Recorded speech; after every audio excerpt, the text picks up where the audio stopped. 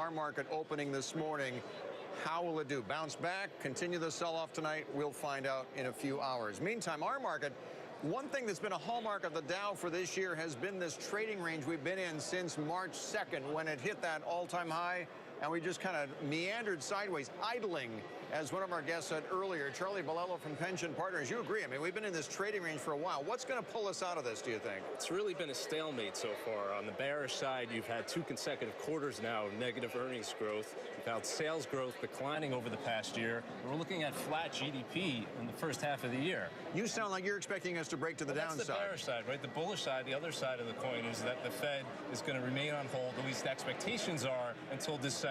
So what's going to break us out of the range here?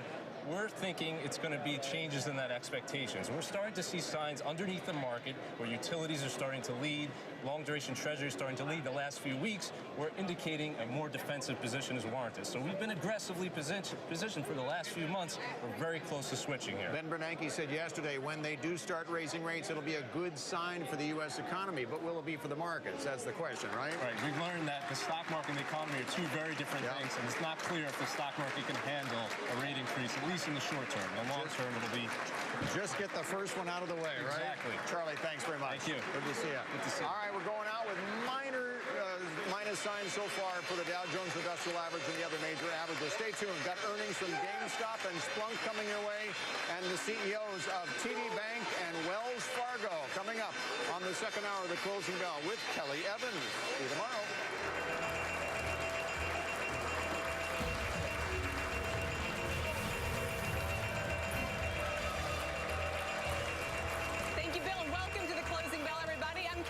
And here's how we're finishing up the session on Wall Street. Let's start with the Dow, closing down about 36 points. The S&P giving up 2.5.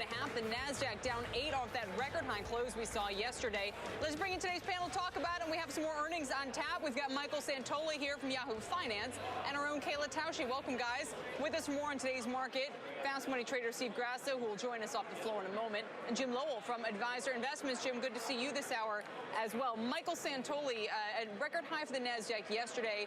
Today we were talking a little bit about the chip names and whether they might be at the top here. I mean, how do you read the trend line? It's really hard. I think you have to look very closely at today's action to find anything that changes the story of just a stalled market. Yes, you would have liked to see the semiconductors be able to build up that merger news. You'd like to see the overall market get some momentum off of yesterday out of the follow-through. But really not telling you much because from day to day, there's really not a lot of a thread that's being pulled through from one day to the next. So we're just in a holding pattern, Kayla? Well, it seems like we've been in a holding pattern for most of